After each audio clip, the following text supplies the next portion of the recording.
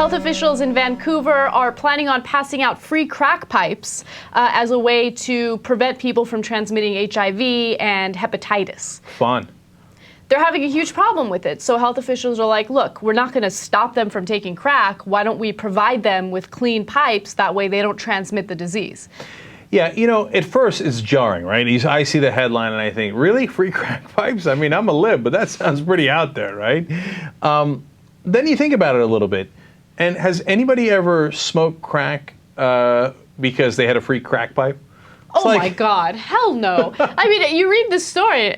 If someone was passing out free crack pipes, somebody came into this office right now and said, hey, free crack pipes, there's no way I would ever even consider smoking crack. That's my point. It's not like you were like, you know, I'm really on the edge here. You know, I can go one way or another. You know, I can go home and play Parcheesi or I could smoke crack.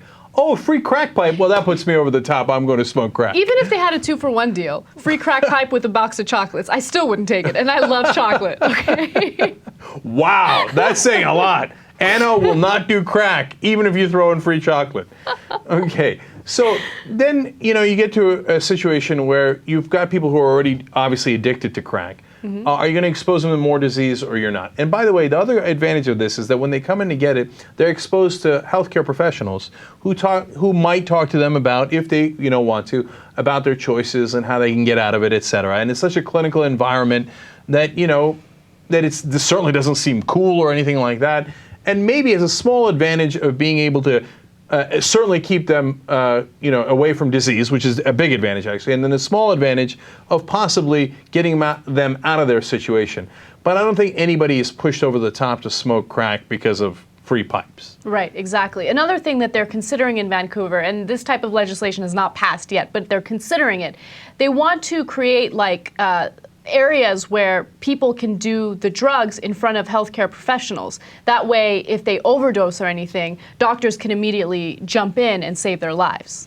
Which, the thought of that happening in the United States just blows my mind. Yeah, well, that's inconceivable. But the thing is, you're in the wrong place if you've got a healthcare professional to help you in case you are about to die. I know. Perhaps you shouldn't be going in there to do that in the first place, and maybe that gets them to think about it a little bit. Look, these are on the margins because once you're addicted, it's apparently incredibly hard to stop. And in the immortal words of Whitney Houston, of course, you must remember that crack is whack. Absolutely. That was Whitney Houston, wasn't it? It was. You know the easiest way to support the show? Subscribe to our YouTube channel. Totally free.